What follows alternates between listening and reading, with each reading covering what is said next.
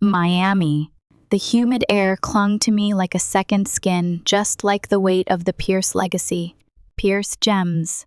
My life. My inheritance. Not just a business, but a living, breathing part of me, passed down through generations. I was Amanda, and I was the keeper of the flame.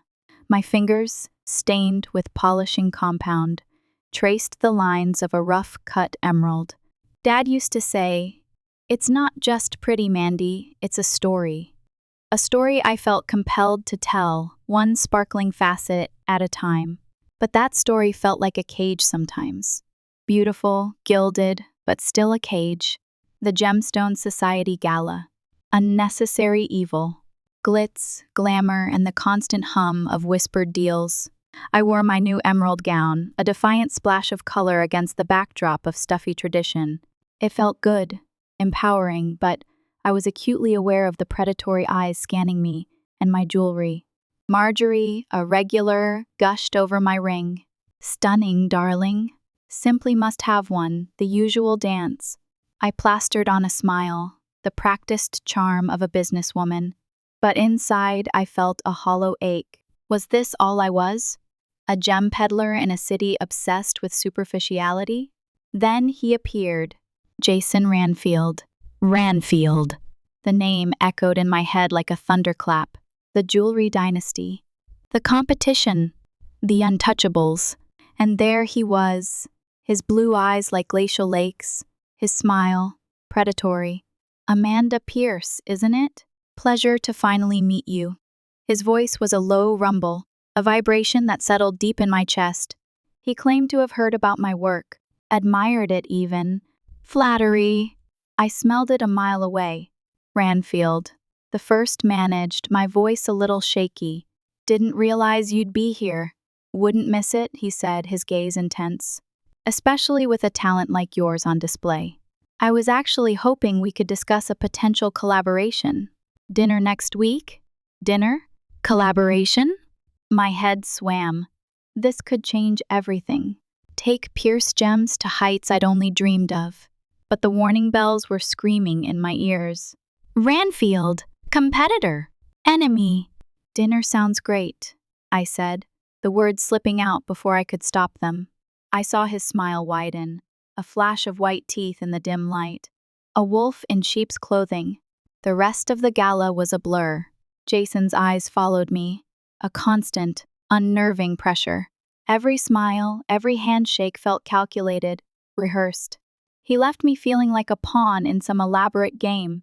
That night, staring at my reflection, I saw not the confident businesswoman, but a naive girl, blinded by the allure of power and status. I had to be careful. This was more than just business. This was my legacy. The restaurant was South Beach pretentious, all chrome and shimmering surfaces. Jason was waiting, impossibly handsome in a tailored suit. God, he knew how to make an entrance. "Amanda," he said, his voice a husky whisper as he took my hand. "You look stunning." A flutter in my chest. I forced it down. This was business. A deal.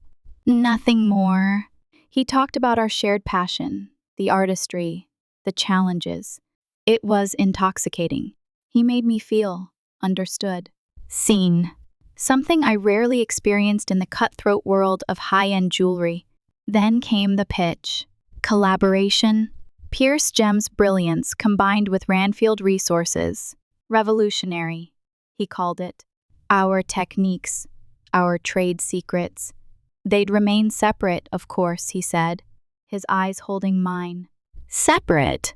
Right. As if the Ranfields would play fair. My father's warning echoed in my head. Guard this secret with your life, Amanda. It's an interesting proposition, I said, playing for time. I need to think about it. Discuss it with my team? I had no team. Just me. His smile was patient. Of course. Take all the time you need. I'm not going anywhere. As the evening wore on, the conversation drifted. He spoke of the pressure of the Ranfield name, the expectations. I, foolishly, opened up about the weight of the Pierce legacy. It felt good. Real. He was charming, witty, attentive. He saw the cracks in my armor, the vulnerabilities I'd kept hidden for so long, and he exploited them. Masterfully. The Bahamas. A whirlwind of sun, sand, and carefully orchestrated romance. A spontaneous trip, he called it. An escape. A chance to breathe. He whisked me away from the pressure, the responsibility, the cage. The ocean shimmered like a million diamonds, reflecting the dizzying feeling of freedom I experienced in his presence. We swam, we laughed, we danced under the stars. He made me feel alive, but even in paradise, a nagging doubt lingered. The Ranfields. My competition. Could I truly trust him? Back in Miami, the whirlwind continued. Orchids flown in from Thailand. Quiet nights spent talking for hours. He learned my favorite flowers, my favorite books, my deepest fears. He was studying me, cataloging me. Then came the inevitable meeting with his parents. The Ranfield mansion loomed, a monument to old money and stifling tradition. Vivian Ranfield, his mother, greeted me with a viper's smile. "So, you're the little jeweler Jason's been spending so much time with." The disdain dripped like poison. Robert Ranfield, the father, was more subtle, but his eyes were cold, calculating. "Pierce gems. Making quite a name for yourself. Impressive for such a small operation." Dinner was a minefield. Backhanded compliments, veiled insults. Vivian accidentally spilled red wine on my dress. "Oh, I'm so sorry. Your hands must be too rough from all that manual labor." Jason squeezed my hand under the table, a silent apology. Later, he raged against his parents, swearing that they would accept me. He called them difficult. They were monsters. His support warmed me, pushed back the chilling effect of his parents' hostility. I wanted to believe him. Desperately. Months flew by and I fell harder. He was everything I hadn't known I wanted. Sophisticated, worldly, and seemingly head over heels for me. For the first time, I felt like I was enough, that I was worthy. Foolish girl. Paris, the city of lights, the city of love. He whisked me away again, this time under the guise of romance, of celebrating our deepening connection. We walked hand in hand along the Seine, marveling at the architecture. We ate decadent meals. We drank champagne under the stars. It was like a fairy tale. And then, on our last night, the proposal. A Michelin-starred restaurant. The Eiffel Tower glittering in the background. He took my hand, his eyes filled with what seemed like genuine emotion. "Amanda, these past months have been the happiest of my life. I can't imagine my life without you." He knelt, presented a velvet box. The ring, it was beautiful, expensive, but a tiny voice in my head whispered, "It pales in comparison to your own creations." I pushed the thought away. "Yes," I whispered, the word trembling on my lips. "Yes, I'll marry you." Back in Miami, the fairy tale evaporated. Reality crashed down.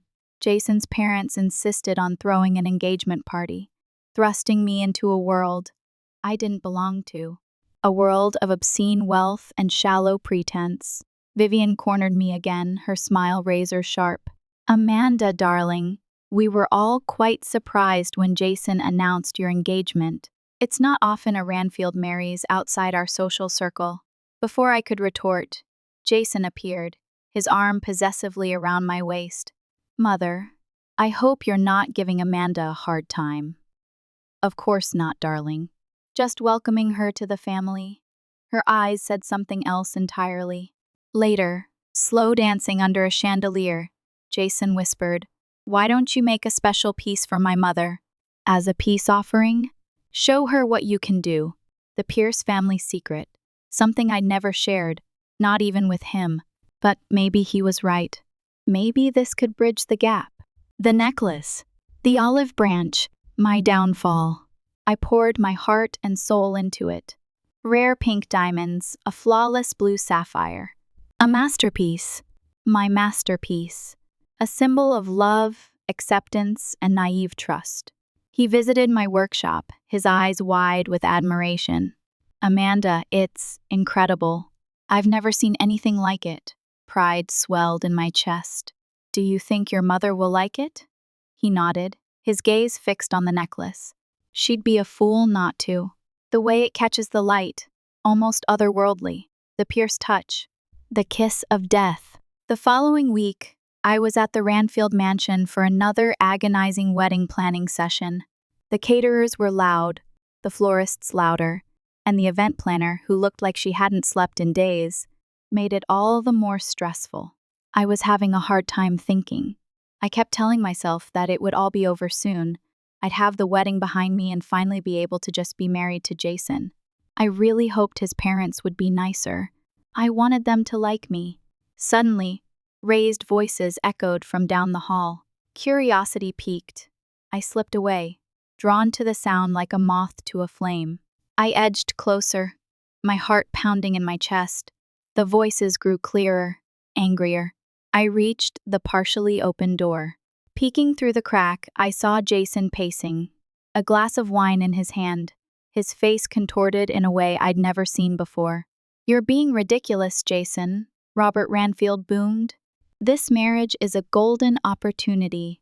Don't tell me you're getting cold feet now." "It's not like that," Jason protested, his voice strained. "It's just..." Vivian's shrill voice cut him off. "But nothing!" "You've done well, darling. She's eating out of the palm of your hand. Soon we'll have everything we need. Everything we need." My blood turned to ice. What did that mean? Jason sighed, running a hand through his hair. "You should see how eagerly she's making that necklace. She has no idea she's handing over the keys to her entire legacy." The blood drained from my face. My vision swam. No, it couldn't be. Vivian's laugh pierced the air, a chilling sound that made my skin crawl. "And to think we almost objected to you marrying that little nobody. I must say, Jason, your acting skills have improved tremendously. She actually believes you love her." I stumbled back, gagging, my hand flying to my mouth to stifle a sob. He didn't love me. It was all a lie, a carefully constructed facade. Robert's next words shattered any remaining hope.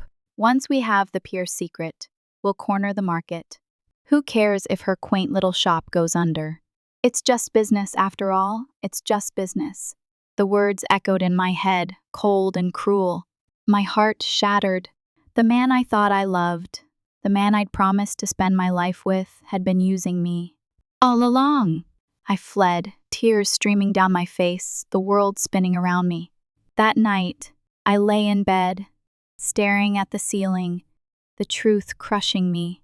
Jason's smile, his touch, his whispered words of love, all lies. The Bahamas, Paris, the engagement ring, all part of a calculated plan. The Ranfields wanted the Pierce secret. My legacy? My life's work. And they were willing to destroy me to get it. The days that followed were a living hell. I felt like I was drowning, suffocating under the weight of their betrayal. But I couldn't crumble. I wouldn't! I had to fight back. For my family. For my legacy. For myself. On the surface, I played the part of the happy bride-to-be, fawning over flower arrangements, agonizing over seating charts, and continuing to work on Vivian's necklace. But inside, a cold fury burned. "How's the necklace coming along, darling?" Jason asked one evening, wrapping his arms around me from behind as I worked in my studio. I fought the urge to flinch away from his touch. "Almost done," I replied, forcing a smile. "Your mother is going to love it." He kissed my neck, his touch repulsive now. I wanted to scream, to tear him apart. But I held back. Patience. Revenge was a dish best served ice cold. Late into the night, after Jason had gone home, I began to work on something else. Something that would turn their world upside down.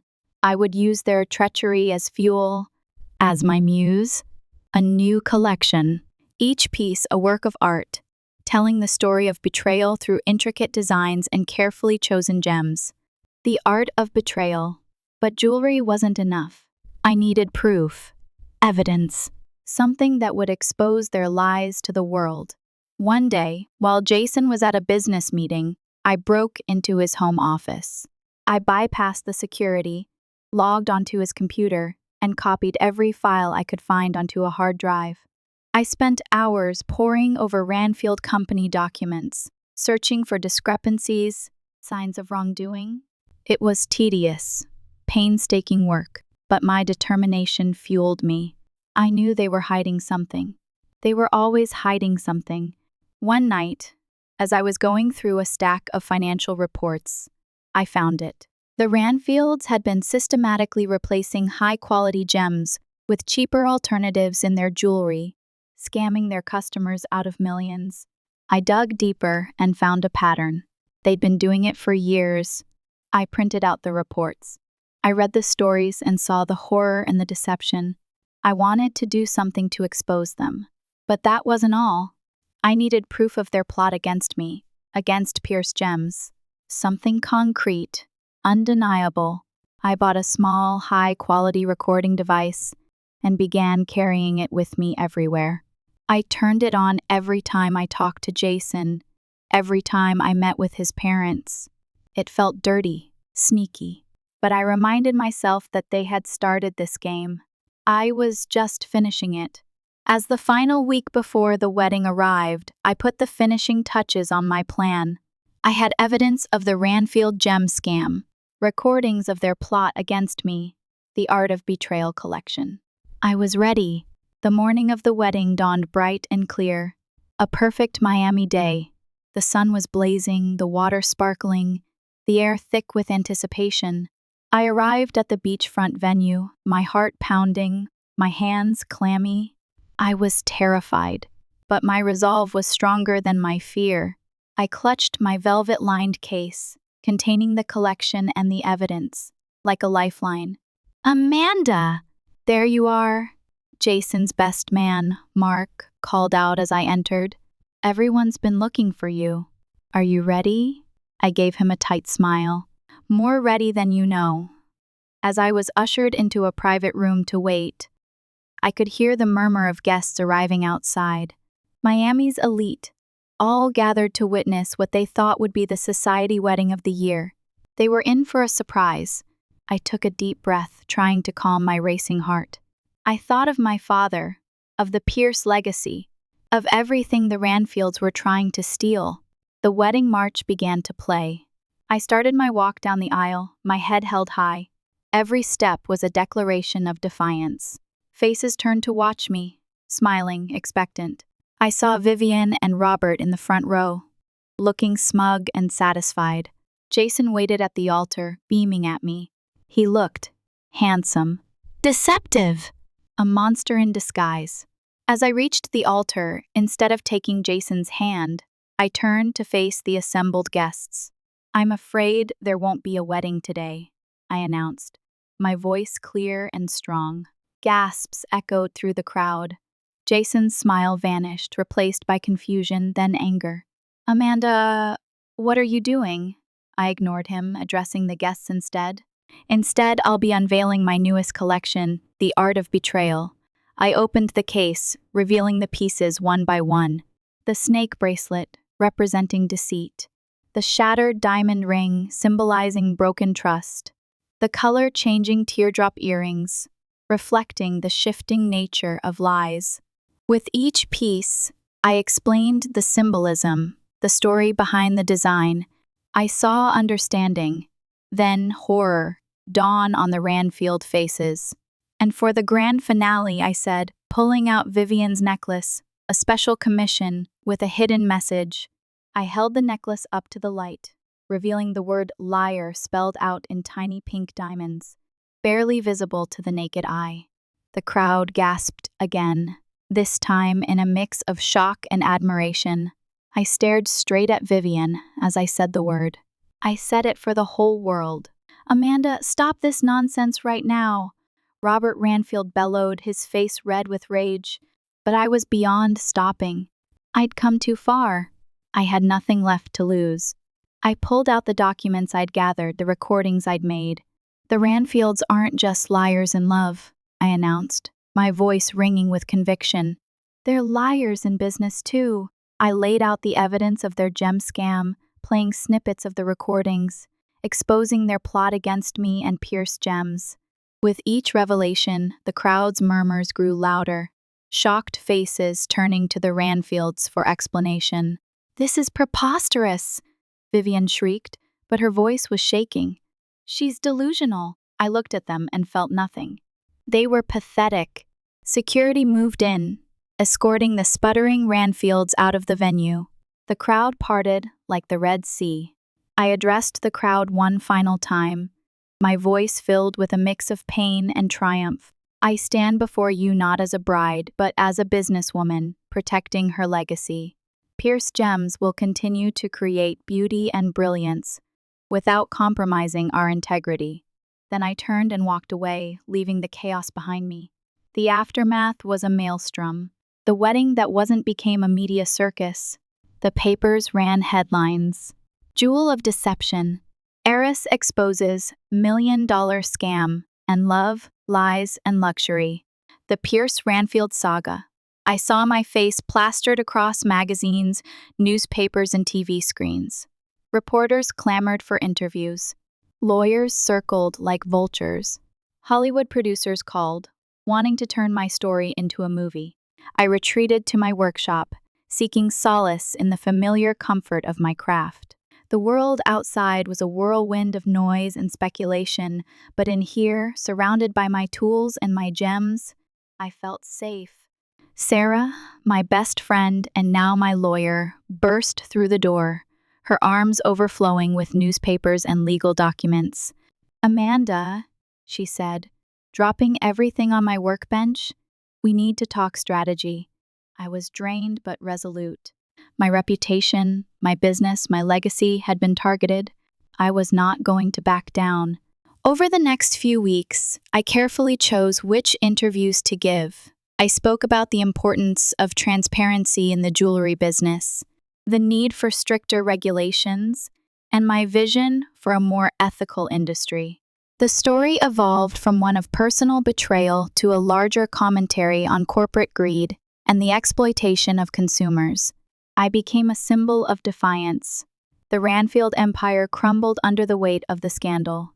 Lawsuits were filed, investigations launched, reputations ruined. Slowly, the media frenzy began to die down, but my resolve only grew stronger. I poured my energy into Pierce Gems, pushing myself to create more innovative designs while maintaining our commitment to ethical sourcing. One evening, as I was locking up the shop, a woman approached me. She looked familiar, but I couldn't place her. "Miss Pierce," she said hesitantly, "I'm sorry to bother you, but I wanted to thank you." I tilted my head, confused. "Thank me? For what?" She smiled sadly. "I bought a Ranfield piece for my 25th wedding anniversary. After your expos, I had it appraised. Turns out, the stone wasn't nearly what they claimed it was. Thanks to you, I was able to get my money back." A lump formed in my throat. I'm glad I could help. As she walked away, I realized that my actions had affected real people. The scandal that had nearly destroyed me had instead become a catalyst for positive change. I smiled, a genuine smile, for the first time in months.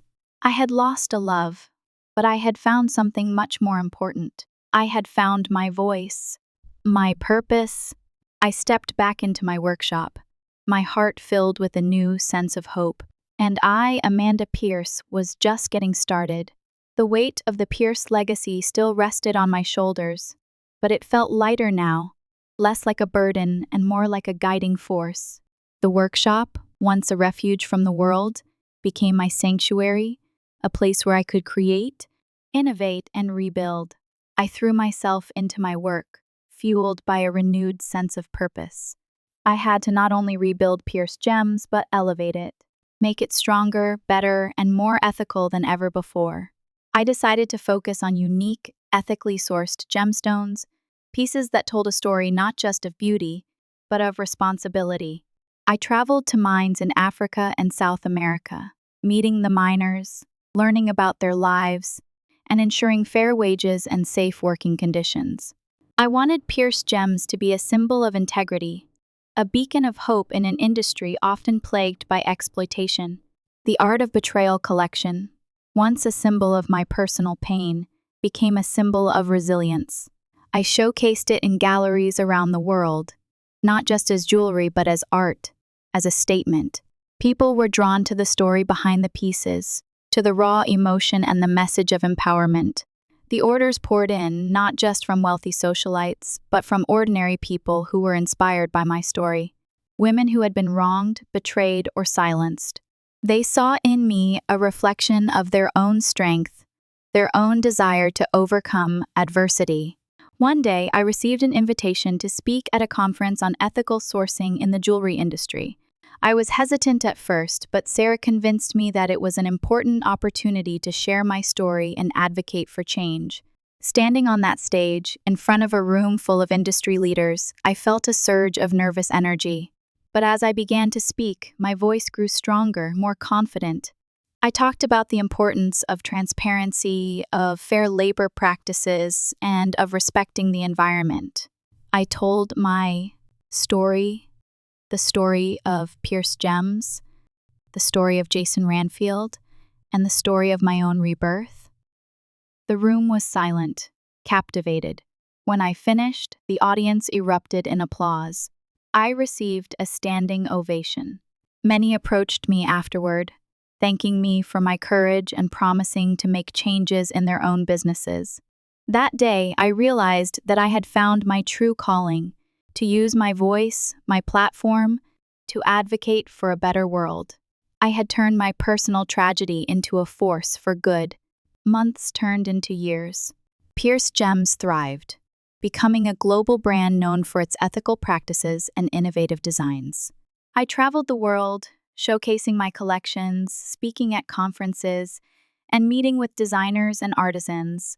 I was busy, successful, and fulfilled, but the ghosts of the past still haunted me. I often found myself thinking about Jason, wondering what he was doing, how he was coping. I knew that he and his family had been disgraced, their empire shattered, but I couldn't shake the feeling that there was more to the story. One evening, I received a cryptic email from an anonymous address. It contained a single sentence: "Meet me at the Old Pier 17 warehouse. Midnight. I have something to tell you." My first instinct was to ignore it. It could be a trap, but curiosity got the better of me. I had to know. I told Sarah, of course, and she insisted on coming with me. We drove to the warehouse district, a desolate area of the city that had long been abandoned. The air was thick with the smell of salt and decay. The warehouse was dark and silent. We entered cautiously, our hearts pounding. A figure emerged from the shadows. It was Jason.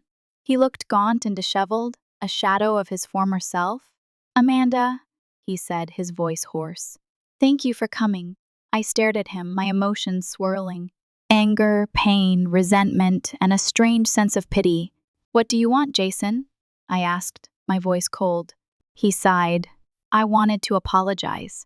For everything. For what I did to you, to your family. I was weak. I let my parents control me. I thought I was doing what was best for the Ranfield Empire. But I was wrong. I lost everything, including you."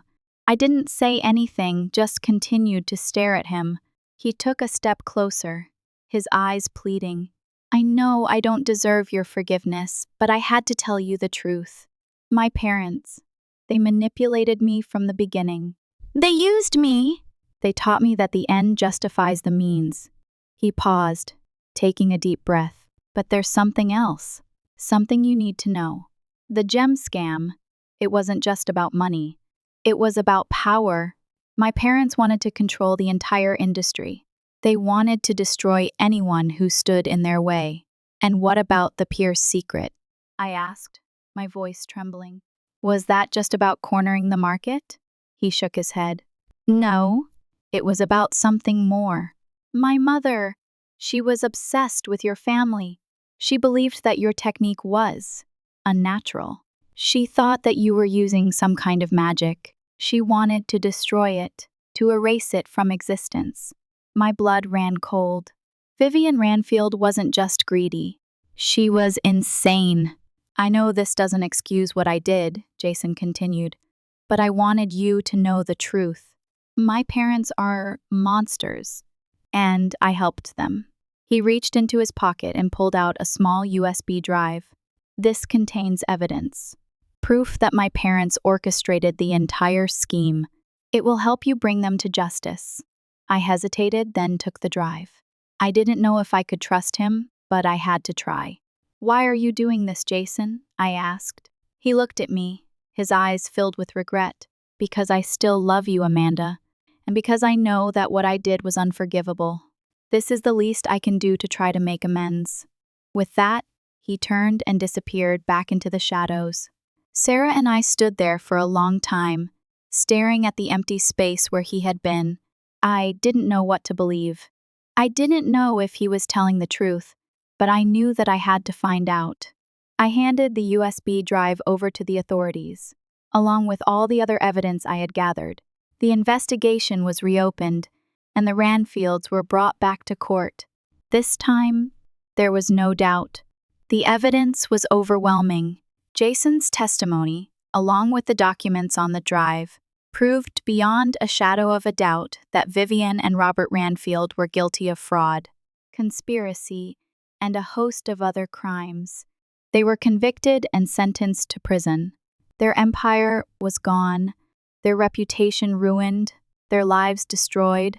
I felt a sense of relief, but also a strange sense of sadness.